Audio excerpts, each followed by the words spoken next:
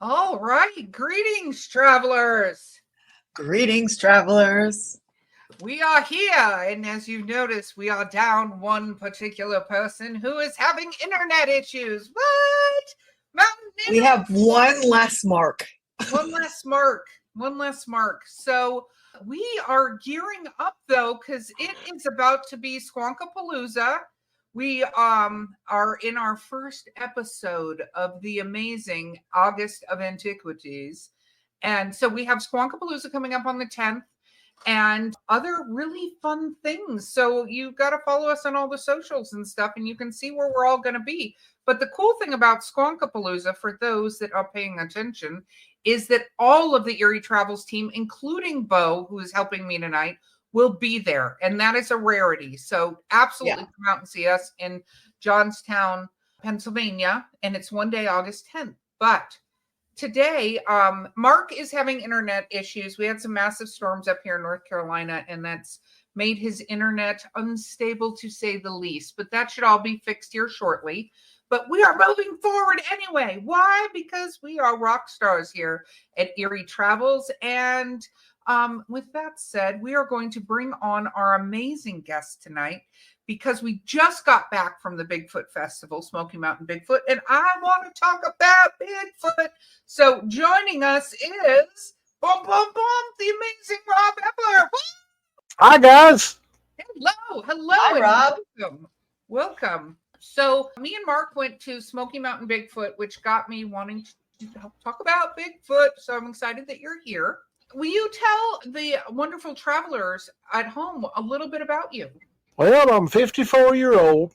Spent about 25 years of my life off and on, not consecutively, in law enforcement and security. Started Go Dark Paranormal Investigations in 2007. In 2019, I had my first Bigfoot encounter.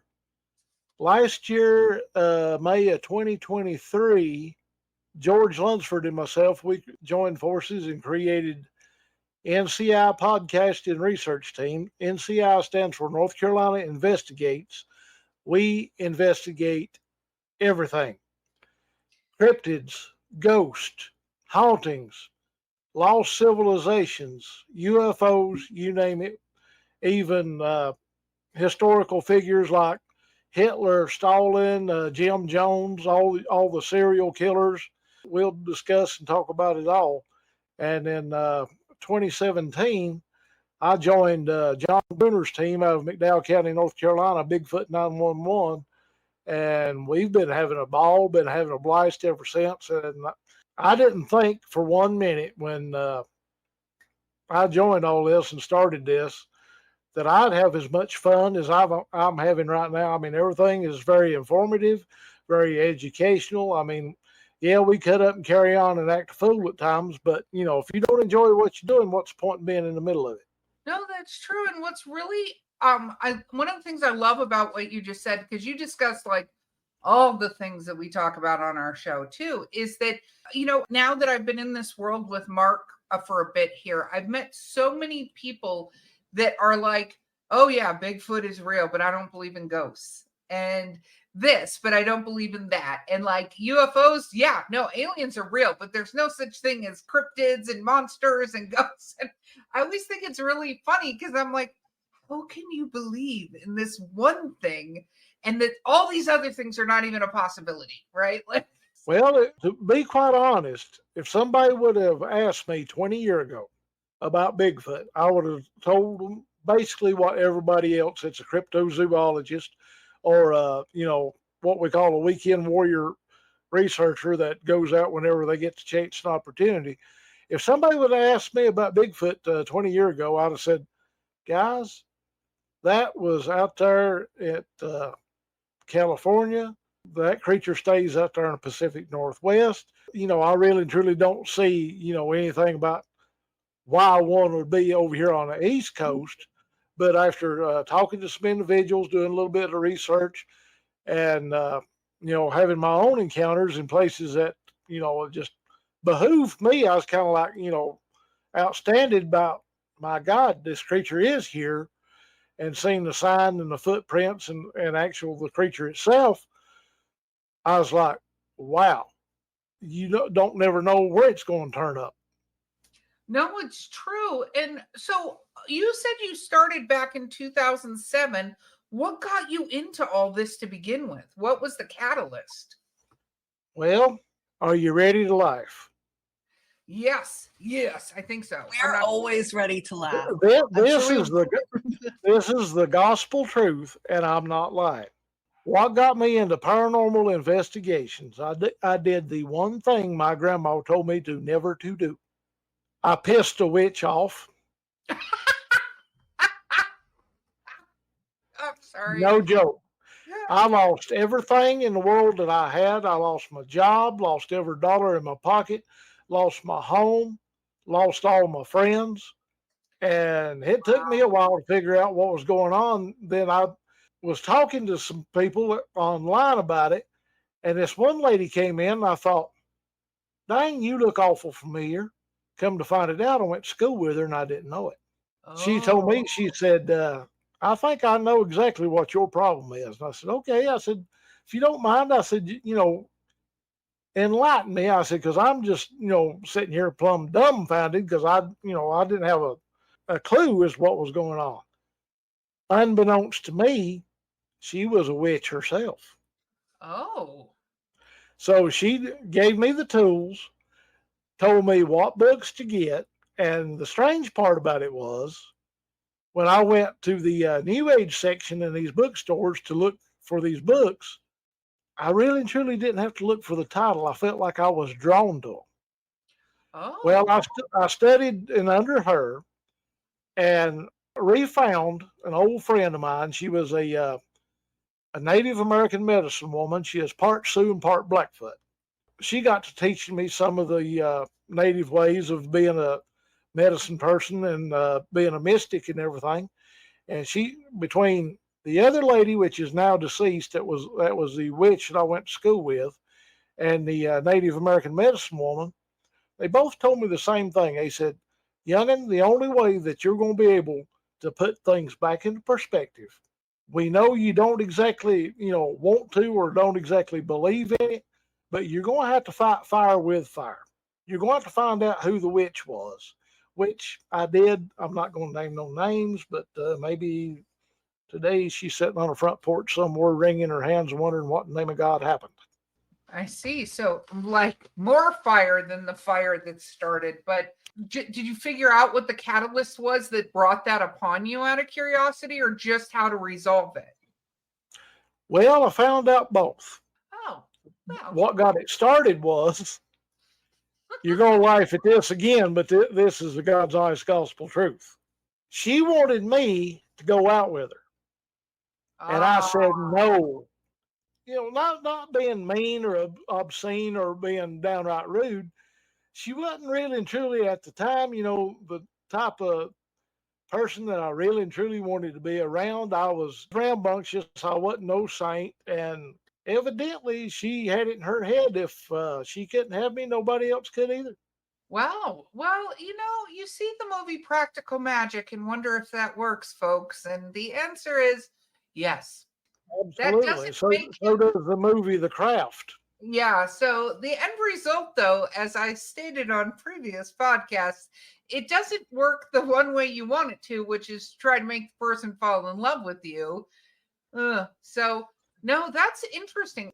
Erika, we had that episode recently. I don't know if it's out yet or coming out soon, where you say love spells and time spells are a no-go because those are bigger than you. Don't mess with those things. Yes, that's my philosophy. I think if you tried it, because we had somebody ask, it was on a listener thing about, can we help them find somebody to do a time travel spell? And I was like, no, we're not doing that. Let's not do that. That sounds like a terrible plan. But the bottom line end result, though, was after everything in the world that I'd been through and everything that I'd seen that, she sent demons and first one thing and another, and I had to deal with that. After everything settled and, everything went back to normal, I got sitting there studying one day and I thought, you know what? I'm not going to sit back in good conscience and good faith and stand back and watch other people go through the same thing. So I started doing paranormal research because I kind of figured, it sort of tied in together. Yeah. Well, when I started doing, the actual ghost hunts and everything, it got to being, very interesting. The history of the places that we went and everything else. I mean, it's just, I formed a team.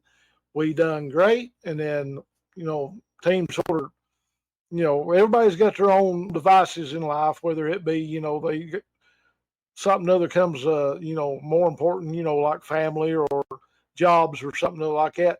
And I don't begrudge those people, and I don't hold anything to them. Right now, as it stands, I've only got 4 on Go Dark Paranormal Investigations, but they've also migrated over to NCI, which is North Carolina Investigates, and it kind of works out real well. And then when I met up in 2017 with John Bruner on Bigfoot, it's just like it opened a whole new door and a whole new world, and it's just amazing. I mean, the amount of knowledge that's out there and the type of people, you run into people. That's just like with me and George.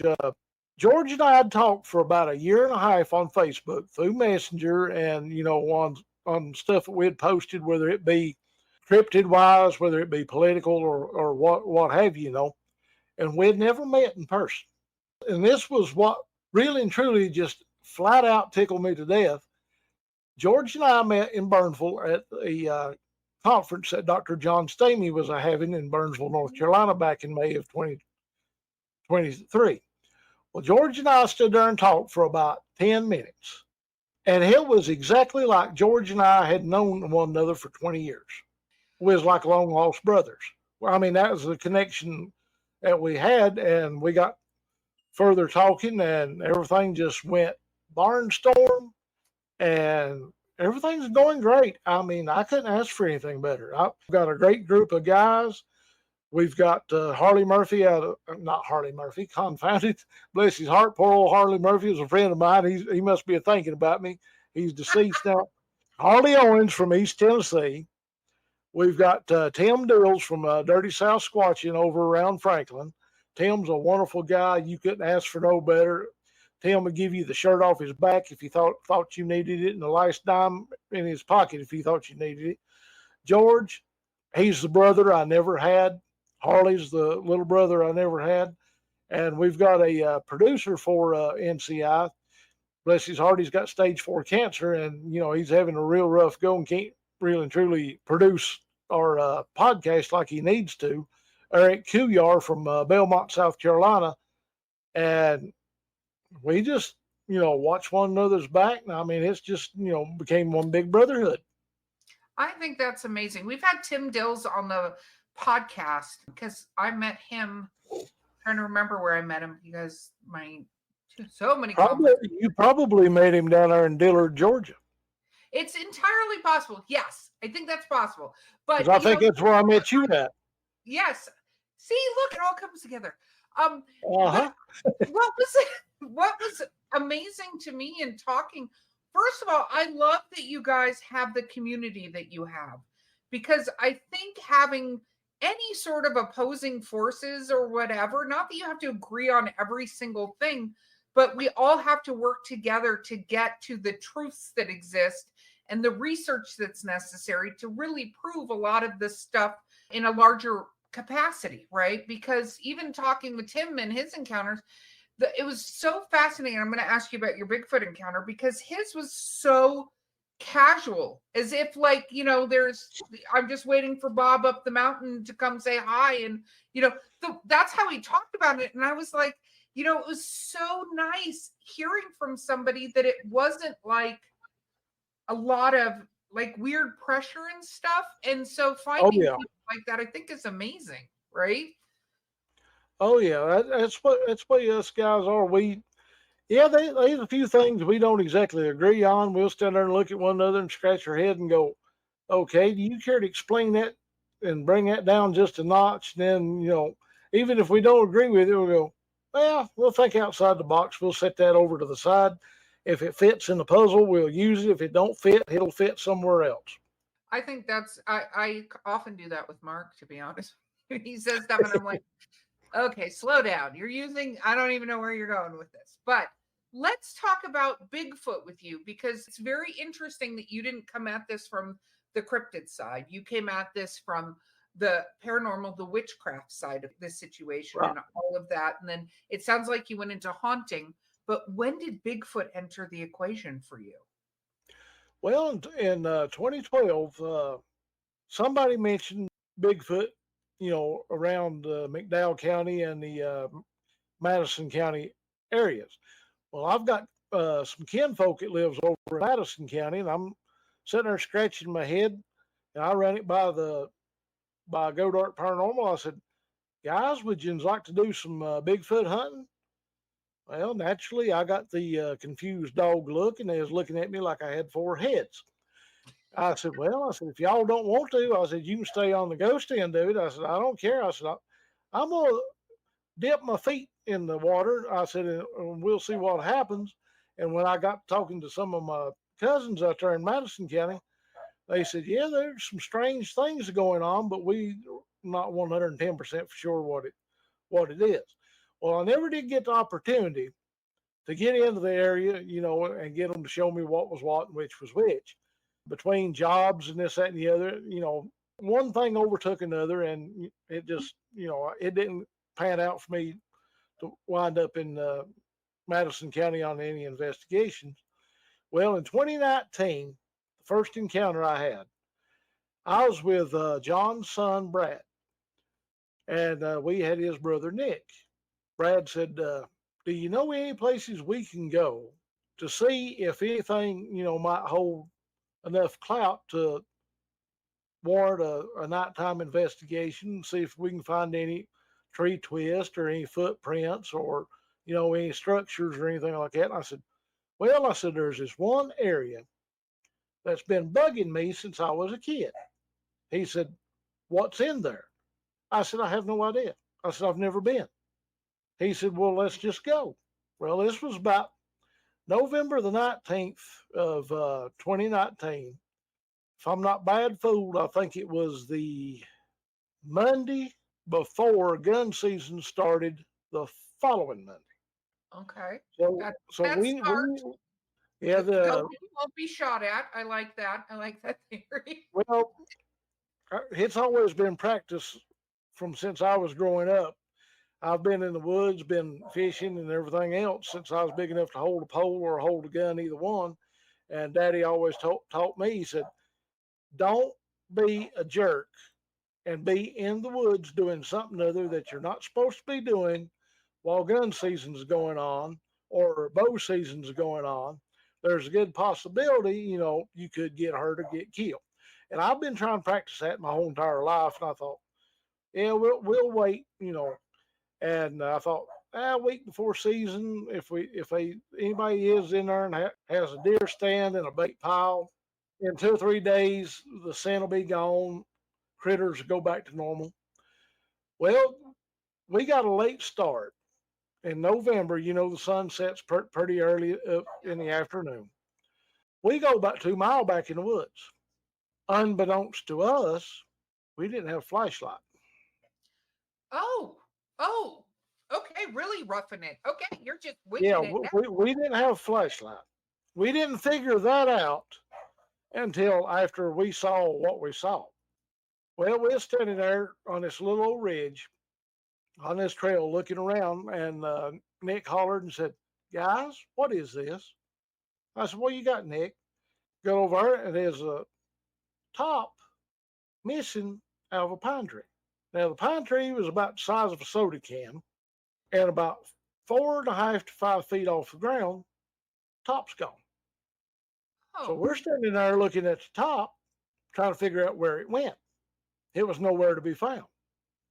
Well, by that time, it was probably around about 3:30, 15 minutes to 4 in the afternoon. Sun's starting to go down.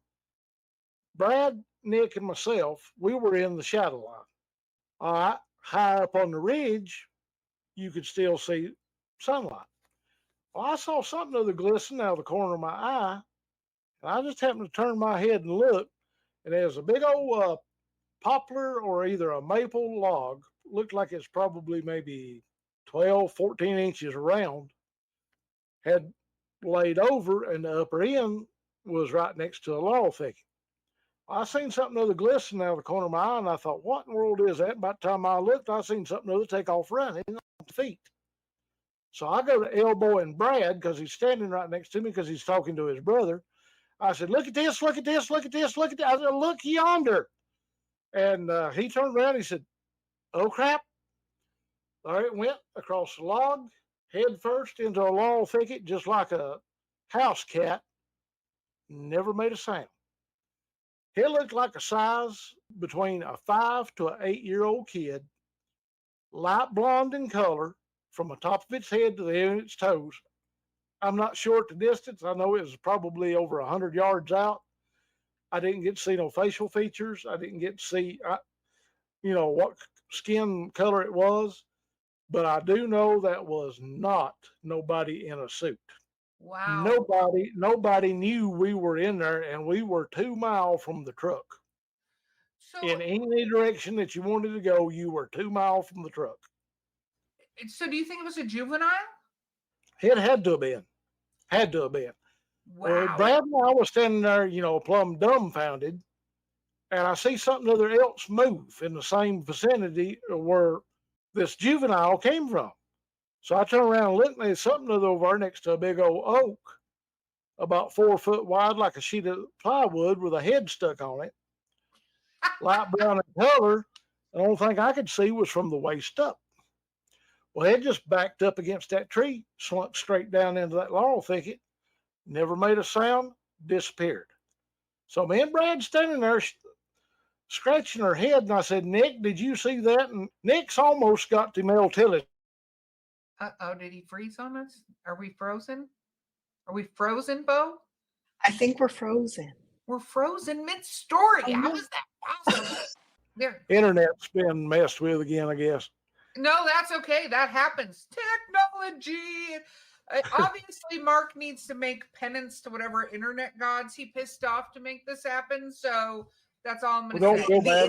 We had the yeah. same thing last night happened to us when we was recording last night, and every time we'd mention the MIBs, our internet would go plumb hog screwy. Okay, don't mention them. We already have our own problems with those guys. We already have our own Men in Black we need to not talk about. Yes, no, gosh. But so did Nick see, because you cut out, did Nick see it? Yeah, he saw both of them. He was just standing there plumb dumbstruck. Had a bad case of the Mel Tillis disease. He couldn't have said nothing if he'd have wanted to. Oh, wow. So And Brad looked at me and he said, well, let's go after him. I looked at him, I said, Brad, I hate to break your heart, buddy. He said, why is that? I said, it's steeper than a horse's face on either side where we're at in this V. I said, we're losing daylight. Do we have flashlights? He got to fumbling around in the pack, and he said, crap, forgot mine in the truck. And I said, yeah, you're not the only one. I said, I just now realized I'd forgot mine too. I said, that hill's so steep. I said, the leaves is so slick. I said, we'd never make it up there to where they was at. I asked him, I said, well, do you have your wood knocking stick? He said, oh, yeah. He said, I've got that. And I said, step up yonder, I said, to that hickory, I said, and give it a rap and see what happens. So he does about 3 knocks on that hickory, which was about 25 feet in front of us. 85 yards up the hill from where the juvenile went into the laurel thicket, we got 3 tree knocks back. wow. That was them going, yeah, no, we're still here. And I looked at Brad and I said, we better go back to the truck. I said, it's not going to be long. It's going to get dark. The only light we got is our cell phone. He said, well, we need to see if we can get some more evidence. I said, Brad, take a look. I said, take a look. I said, at what we've got surrounding us. He said, what do you mean? I said, we're in a V. I said, it's steeper than a horse's face on the right-hand side of that ridge, steeper than a horse's face on the left-hand side. We are in a ambush zone. These creatures do not get out here and roam the woods by themselves just for the heck of it. We've done scene two. We're already surrounded. There's no telling what's hid watching us. I said, we just might as well tip our hat and say thank you and go to the truck. I said, because if we don't, I said, you know what's going to happen, don't you? And he said, what? I said, 8 o'clock in the morning. I said, they're going to find us on the back of a milk carton. I love And what that more you said evidence that. did he want? He already saw Evidently, he wanted to get close enough to drag his camera out and get a picture. But when we seen all that, and it just, just blew my mind, camera was the last thing on my mind. I was trying to figure out, okay, are we fixing to get got? Where's the rest of them? Am I seeing what I think I'm seeing? Because those were the first two I'd ever seen. And it just boggled my mind. I mean, just scrambled it just like an egg sandwich. I was, plumb beside myself. No, I think you see what you did was what I would do, which is, well, we all know that I may not even be out in the woods to begin with. So there's that. But I was going to say, there's no way you're going 2 miles out of a civilization. That Ever. is not true. I have been out of civilization. Just I would make sure I had my flashlight. But I wouldn't, upon seeing those things, go, you know what is a great idea in their territory in a spot like this? Let's go try to chase them down. Especially because it's true. I don't know why anyone would think these are solitary creatures and there's just one of them waiting there to be like, hey, yeah, I'd love to pose for you. Do you like this side or this side? Yeah, I get in several arguments on Facebook with a few other people. I don't know why a lot of people think that these are huggy bears that you can just walk up to them, get a selfie. They'll invite you in for supper, give you a deer dinner, or go down to the creek and bring you a trout. These are wild animals and wild creatures, and you really and truly don't want to go into their territory, besmirching any of them, because I'm pretty well sure that's the reason why David Pilates, or however you pronounce his name, came up with missing 411. No, and we got to go to a break in a second here. Well, a pretend break. But one of the things that, you said something that I thought was very true, and so did one of our travelers, is, there are people that currently get mauled by bears, by bison, and all kinds. Where humans got this idea that these wild creatures are waiting to take a selfie with you is insane to me. I'm like, I have no idea where a logical, sane individual would think. I'm just going to use this for example. Rattlesnakes, bears, coyotes, buffalo, moose, sharks are huggy bears, and they are there to rock you to sleep and read you a bedtime story. In my opinion, people like that, like my grandma used to say, those people are touched in the head and they need mental help bad. It's like we've gotten so far away from nature, I think, for a lot of people. Like they're so like internet or in their house that they don't even like understand what a bear could do. Exactly. I mean, it's entirely two different worlds. I mean, you take a high crime town and you take a small town where there's no crime hardly at all.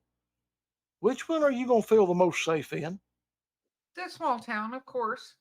Okay, if you do something other stupid in a high crime town, well, what's basically going to happen? Oh yeah, no, it's it's Rick just said. I was going to say the cleansing of the gene pool. That's what this does. Is like, okay, exactly. I mean, that's just like coming from your own front yard and going out into the woods where these creatures are at, 24/7, 365. That's their home. That's their gymnasium. The strength of these creatures are ungodly. They have their own rules. You could upset them. Something that may not offend one person will offend these. Nobody has one, on hand where, you can study and this, that, and the other. I'm sure the federal government does, but that's a whole different color.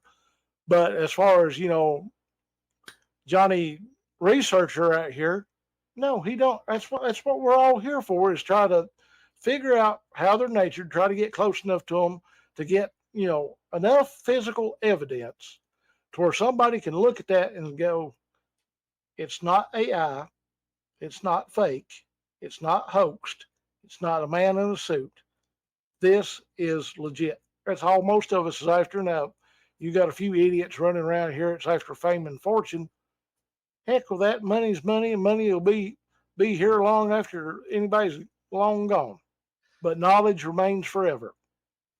Yeah, and knowledge is power. But we're going to Exactly. pause for 2 seconds for our break.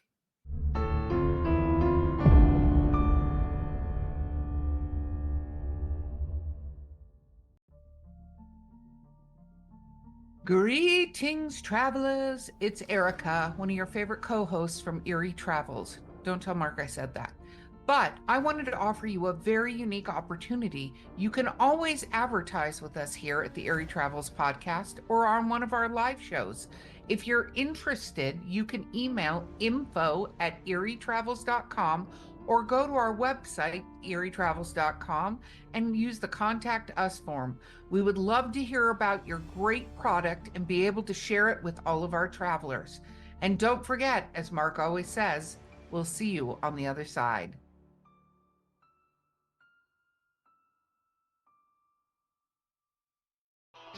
Greetings, travelers. Now available on Audible and other audiobook platforms, Eerie Appalachia. Join us, won't you, as we discuss creatures like the Popelick Monster, the White Fangs, the Snallygaster, the Wampus Cat, the Lizard Man of Skateboard Swamp, Bunnyman Bridge, and the Ohio Grassman. All these creatures and more await you if you dare listen to Eerie Appalachia, presented by Mark Muncy, History Press, and Four Horsemen Publishing.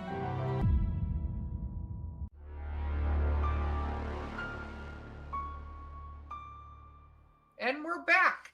See, do you see how quick that was? Quick and painless. Quick and painless. And Mark's not here to try to throw the music in and totally mess me up. I think it's really interesting you said that, because the other thing that always strikes me about even outside of Bigfoot, we talk about like Dogman and some of these other creatures, the White Fang, like I could go down the list. None of these are creatures, whatever they are, right? Wild creatures that are solitary. Like that's the other thing that I think I don't, we say Bigfoot as if there's like one individual creature, but it's the one you see. Nature wise, it's the one you see. You talked about seeing too a juvenile, right? And I've heard of others talk about juvenile. First of all, a mother animal of any kind, including a human animal, if you attack their young, you're going to see a whole different thing. But then you get the male accompaniment to that, and the tribe of them are going to have very little, right, to say. You know what I mean? Like it's going to be unfortunate for you if you encounter a pissed off Bigfoot, right? Because it's not going to be one. It's going to be a whole bunch of them.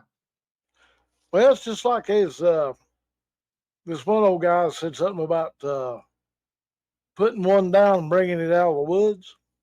Well, there's a whole lot against that and a whole lot wrong with that. Number one, in my opinion, I don't think it needs to be done in the first place. But let's just say somebody did pull that stunt. A, you're not going to live to get it back to the truck. The rest of the tribe is going to take you out. B, if you got lucky and got it back to the truck, the very minute the game warden catches wind of that, no matter what state you're in, you're going to vanish for a pretty good while. If you don't vanish for a pretty good while, federal government's going to step in and make for sure that your life is made a pure living hell. Yeah, or they're going to make you disappear too in a completely different way. And they will ruin your life. There was a lady in Florida.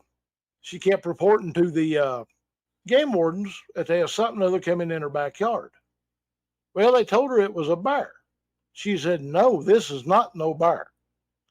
Well, to make a long story short, they wouldn't believe her. And it came after her little girl one night when she came in from work. It chased her little girl through the backyard. Well, she shot it with a 357 Magnum and killed it. Ooh. Well, she called the game warden and told them what it was. When they got up there, she was arrested. Her little girl was taken into custody. She never got to see her little girl again. A 12-foot bed F-250 pickup truck pulled up in the yard. 8 game wardens picked that creature up, put it in an enclosed pickup truck. Another team came in and cleaned up. It was like they had vacuumed the yard and done a whole complete cleanup to where you could not even tell anything was there. And it wasn't long after that, county sold her house. Neighbors never did know what happened to her or where she went. And that happened in 2014. That is a lesson there for you on that. Folks, just in case you're wondering, it's a terrible idea. I've said that this entire time. If you want to study things, great. But one, be smart about it. Be with a team. Do not go by yourself and do this. And no, you do not want to go out in the woods by yourself researching any cryptid whatsoever. It's not smart, because there's a lot of places that you do wind up in. You're in cell phone hell. There's no signal. If something other goes haywire, you get snake bit, you get jumped on by coyotes, or get mauled by a bear. Depending on your location, and they might be a homeless people living in the woods. It's on on dope or something like that. You have no help. Nobody knows you're there, and by the time somebody realizes, well, Johnny hadn't come home yet, groundhogs might be bringing Johnny his mail because he could be dead. no, I love that. I love that, and I agree. Okay. I mean, it's very easy to get lost in the woods. One day Oh, yeah. I was like, I walked in a straight line out behind my parents' property, which is wooded. And I was like, I'll just turn around and walk back. And it was not a straight line back anymore, because people don't walk in a straight line. I ended No. up way far from where I thought I was. It's Yeah. easy done, especially if you're not real familiar with being in the woods, or the location of where you're at. Mhm. There's plenty of people out there in the woods. I mean, I'm not saying no harming nobody, but when you're in the woods, you need to pay close attention on your surroundings, what's going on, weather conditions, and understand where you're at all times, and know just exactly what distance you are back from your campsite or back from your vehicle, to where if something other does go haywire and south, you always have an escape route. It's funny because the National Park Service always says the goal is not to get to where you want to camp. The goal is to get back to your car. I agree. One of our travelers asked, what did the Bigfoot that you saw look like? The North Carolina one. The juvenile or the other one? The one that was with it? Both. One more on the descriptor, because they're asking. As far as facial features goes, I could not tell you because it was a little bit too far out. Only thing I can tell you, the juvenile was light blonde in color. The one that was with it, I don't know if it was its mama, its grandpa, its daddy, its uncle. I have no idea what it was. I don't know even if it's male or female. Was light brown in color, and the only thing I could see from the waist up, it was just shaggy hair, covered from top of their head to the end of their toes. Yeah, no, that makes sense. Well, hopefully, traveler, that answers your question. Okay, so I want to talk a little bit, because you talked about ghosts. So I want to talk a little bit about your paranormal experiences outside of being cursed by a witch, which just, you've like leveled up so high just saying that alone. Because Well, I mean, it wasn't fun at the time. I mean, I don't care one bit in the world to admit it, because like my grandma used to say, she got what was coming to her, and she doesn't bother me anymore. That is good. And I'm sure at the time it was terrible. And I'm not making any light of that because, Oh, I understand. yeah, enough intention. But then you started hunting ghosts. So, what was your first ghost experience or that kind of thing? Well, growing up, about any kid's going to believe in ghosts and first one thing and the other until they actually see one. And the first one that I ever saw, I was 16-year old and I had no clue about ghost hunting or anything else for that matter. And after, the witch incident and everything, I thought, how am I going to go about this? I thought, well, there's EVPs, electronic voice phenomenon. Got studying on the electromagnetic fields and got to putting two and two together, and it just started clicking. It's like it was all natural. It just, everything just went to clicking in place. And I was like, well, cool, I can do this. I don't go into anything right off the bat to see if a place is haunted. Prime example, we had a lady back in 2021, pardon me, 2020. She contacted me. She is all to pieces, said her house was haunted. Well, when I got up there, bless her heart, to make a long story short, her nerves was shot. She is vibrating so bad she could have threaded a sewing machine while it was running. Oh, wow. I mean, I have never seen anybody whose nerves were that shot. Well, I started to drag out some more equipment out of my van, and it was like a little voice told me, said, just get your EMF detector. That's all you're going to need. Don't even get the video camera out. So I'm standing there scratching my head going, what? All of a sudden, that voice said, do as I tell you, just get your EMF meter out. Don't drag no other equipment out. This is not what you think. So I'm sitting there going, okay, I'll go along with it.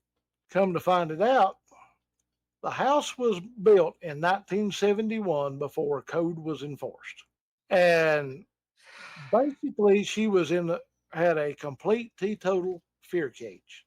EMF levels were off the charts. I mean, they were in the red zone. You cannot take an EMF detector or a K2 meter and make them read what you want them to. If they pick up on a high electromagnetic field, whatever that device says it is, that's exactly what it is.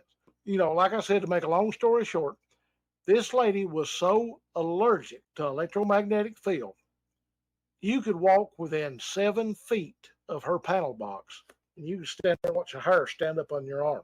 Oh. So I'm standing there going, this is not right.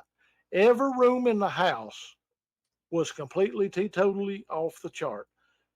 She thought she was going nuts. She was on psych meds, heart meds, you name it. She had a complete Walgreens in her pocketbook. No joke. I believe it. Well, after I went through there and showed her, well, her husband thought she was cuckoo, and her husband thought I was a little dab off my rocker. And I said, now, wait a minute. I said, did you build this house? He said, no. He said, I bought it. He said, several years ago. He said, she's been putting up with this ever since. I said, well, let me ask you a question. I said, where are y'all from? She said, Florida. I said, how old is your house in Florida? She said, it's 6-year-old. We built it brand new. I said, well, how do you react in your home in Florida? She said, fine. She said, nothing going on. Turned around and I looked at her husband. And I said, you better get you an electrician up here and get him up here quick. I said, when you get an electrician up here, get him to rewire some things, let him check it out. If she's still having problems, call me. And I said, I'll be more than happy to come back up here. Well, I think it was about a month later, this lady sends me a text message. If you was to write it out on paper, I guess it was 6 foot long. Oh my gosh. She was basically hugging my neck, thanking me that I saved her life. The electrician came up there and he got to looking, and after he done his inspection, he looked at her husband and said, well, I know you was making fun and you said you had a ghost hunter to come up here. I don't know what he had in his hand, but he is exactly right.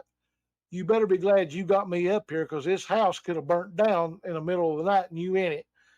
All the wiring was paper wiring. Nothing in the house was grounded correctly. EMF levels was completely totally off the charts. He calmed all that down. She went back to the doctor. He took her off of 99% of her meds.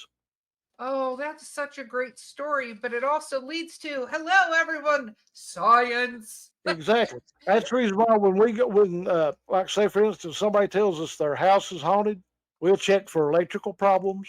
We'll check for structural problems, coons or bats in the attic. We'll even look for fault lines. We had this one lady. At first, she thought she had termites in her house.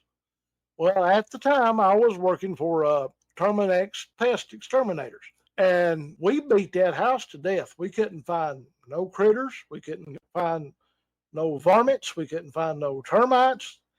Everything that, Terminex treats, we couldn't find anything. Well, she wakes up one morning and decides her house is haunted. And I looked at her sort of funny and I said, "Ma'am, how old's your house?" She said, 12-year-old. "What's your house sitting on?" She said, "A big old rock." I went to Granny and I said, "What's your foundation made out of?" She said, "Cinder blocks." I said, "Okay." I said, "You do have sheetrock walls, right?" She said, "Yes." "Well, what difference does that make?" I said, "Are they nailed in or screwed in?" "What difference does it?" I said, "Answer the question, honey. Are they screwed in or are they nailed in?" I said, "There's a big difference." "They're screwed in. Why?" I said, "I'll tell you what to do." I said, "Go to the courthouse, get somebody to point you in the right direction to get a geological survey." I said, "I will lay $1 down against a donut. You're sitting on a fault line." Lo and behold, that's what she is sitting on. And every time that fault line moved, that vibrations come up through that big rock, went through the cinder block walls, through the 2x4s, and guess where the weakest point's at? Sheetrock. When you screw sheetrock down, it makes it just exactly like a drum head. It'll vibrate and sound just like somebody's walking through the house. Nobody had been killed in the house. Nobody had been killed on the property. Nothing devastating or anything else had ever happened on that property. After she found out that we couldn't find no varmints in the house as far as, carpenter ants, termites, and whatnot, she just come to the conclusion her house was haunted. No, she was sitting on a fault line. I love that the conclusion went from varmints to ghosts. Because normally I feel like it goes the other direction where people are like, I think it's haunted. And then you go, no, you have termites. Exactly. I mean, everything is not exactly what you'd say black and white on every investigation that you go to. You may have a routine of what you might do on a paranormal investigation. You might go in. We look at ghost hunting and cryptid investigations about like deer hunting. You may go deer hunting and sit there for 6 days and never see nothing. You may go back the following day, deer's covering you up. With paranormal investigations and cryptid investigations, it works the same way. You never know what's going to work, and you never know if you're going to be in the right place at the right time. They have their own deal and they work off their own clock and they don't give a flip if you're there or not. No, it's true. These things are not on command. No. And if they're ever on command, then they're not really what you think they are. No, it's like some of these haunted ghost tours, and first one thing the other where they advertise, "Oh, we guarantee you're going to see a ghost tonight for $25 on a hour and 45-minute walk." No, you're not. I'm sorry. A quotation mark ghost, whatever they've got banging on the walls, but yeah. Oh yeah. I mean, we've got only a few minutes left, but I'm curious, what was your scariest investigation that you've done? That was going to be my question too. You both think the same. We want to go scary. What was your scariest investigation? Well, to be quite honest, I've not had anything, that really and truly was considered scary, except for, it wasn't, extremely terrifying. I mean, it was a little bit unnerving, a little bit unsettling. I own my own graveyard. Okay, and wait, pause. We got to go back. Did you just say you own your own graveyard? Yes, ma'am, I most certainly do. Is this like a family graveyard or you bought a graveyard? It's a family graveyard. Okay. Yeah, I've got the deed to it over here in the drawer of my cabinet. Okay. But in that graveyard, I've got a ancestor of mine that there was a book written about him. You can find it on Amazon. The book is called Hanged by a Dream. I can't remember who the author was that wrote it, but it's a very interesting book, and I have him buried in my graveyard. He killed his wife back in the 1800s. Well, for some odd reason or another, it was, about 5 years ago. My wife gets this wild hair about 11 o'clock at night. She said, let's take your spirit box and let's go up to Stephen's grave and see if he can talk to us and find out why he killed his wife. Okay, Nothing like else you going do. on. I enjoy your wife's like entertaining Saturday night. Let's go summon a ghost. Let's do it. I said, let's go talk. I said, let's go talk to old cousin Steve and see what's going on. Well, on a spirit box, its frequencies are run, in a rapid pace, through white noise. Okay, the words that comes through, theory is the actual ghost trying to communicate with you. So we set the spirit box down on top of his tombstone. Well, Okay. like a dummy, here's what I did stupid. I forgot to bring the EVP recorder, which if you get a wild hair, make sure that's the one thing that you bring. That and a flashlight, and throw that out there. Yep. Continue on. Yes. Well, I'm standing there asking him questions. All of a sudden, we get to hearing screaming coming through that spirit box. Go away, Ooh. leave, death, hanged, and jailed. Oh. And all of a sudden, the wind starts picking up. There was no wind, period. And it was a moonlit night, not a cloud in the sky, quarter moon. I'm standing there grinning, and my wife's sitting there thinking, is he actually talking to us? And I said, I believe he is. I said, because the words that's coming through, I said, coincides along with the questions that we asked of, were you hanged? How did you die? And, yada, yada, yada. Well, all of a sudden, we get to hearing somebody crying, like their heart was broken, shattered. And it was a female voice. And I asked Steve, I said, is that your wife, Peggy? Spirit box went quiet. Ooh. The crying continued for another minute and a half. Then it went away. Where the graveyard's at, there is no former house places where people used to live. It's back up on this ridge about almost a mile away from the main highway. Closest neighbor to the graveyard is 1,100 yards down the hill, and at 11 o'clock at night, neighbor's in bed asleep. Oh, wow. And I mean, when we shut everything down and started the spirit box back over, I mean, it was like demonic screaming coming through. Leave, go now, go away, I hate you, and everything else. And I stood there, man. Now, I could feel the hair standing up on the back of my neck. I'm feeling that right now, and I'm not even there. So, my wife looks at me and she said, what are you going to do? And I looked at him. I said, make me leave. I said, I will be back. I said, I am going to where your wife's buried, which is in the other county at a different graveyard. I said, I'll see what she has to say about you, old boy. And I mean, it was just exactly everything. The wind stopped. Everything went just as deathly quiet as it could possibly be. And I turned around and looked at her and I said, well, I think we've made him mad. I said, I think it's time to go. And we just politely walked out of the graveyard and came back to the house. Wow. Well, we're going to put a link to this book because I clickety-clacked it. It is by Perry Dean Young. Hanged by a Dream, Facts Behind the Legend. So we'll throw that in the show notes so that if anybody's interested, they can read that story. But it's a wonderful book. I've got it in my library somewhere. I think I bought it 2 years ago. With any book, there's going to be just a few inconsistencies in it, but it's not fiction. It actually happened.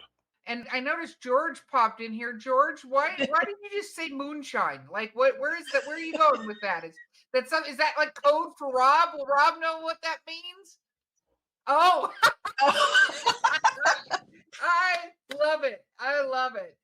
Sad part about it is I do not have moonshine in that tonight. I wished I did. Do you make your own moonshine? Do I make my own? I'm going to plead the Fifth Amendment. Okay, I appreciate that. I appreciate that. See, one of my favorite tales, I know we got to wrap it up here, but one of my favorite tales up here in North Carolina is about the boo jump and the gems and the moonshine and all that. I'm like 100% on board with legally getting moonshine, from legal places. Blink, blink, blink. Well, I'm going to give a pop real quick on where you can find some authentic moonshine. Now, granted, it's store-bought, but I went to school with this old boy, and I went to school with his wife. And he's been making shine since he was 14 years old. If you're ever in McDowell County, swing by Copper Creek Distillery and go in there and buy a quart jar off of Randy and Shirlene Berry. Copper Creek Distillery. Beau, clickety clack all of that. I'm going to go stop by there because that is some of the best. Trust me, you drink his, you will throw rocks at the Old Smoky in Gatlinburg. Oh, the only thing that Old Smoky is good for is they put a lot of sugar in theirs, so you can't even taste the moonshine. I like good moonshine that's done well. Old Smoky, in my opinion, is a high grade of vodka. Yeah, pretty much.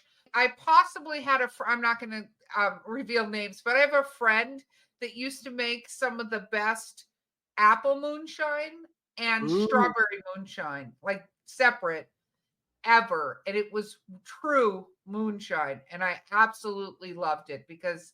Do you like the flavor cinnamon? Oh, I love cinnamon. I'll tell you what, next time you're in Gatlinburg, go to Sugarland's Distillery, get Tickles Hot Cinnamon Moonshine. You will not regret it. Well, conveniently, I have to go over to Gatlinburg with my lovely friend Mark to take some pictures. So Beau is clackety clacking that as we speak, and I'm going to be able to go get it. I appreciate it, Rob. And then next time we meet up, we'll have to have a drink. It sounds like we're on the same page when it comes to that. So, absolutely. You guys are more than welcome to be on NCI Podcast at any given time. Oh, you have open invitation anytime you want it. Just let us know, and we'd be honored to have you on there.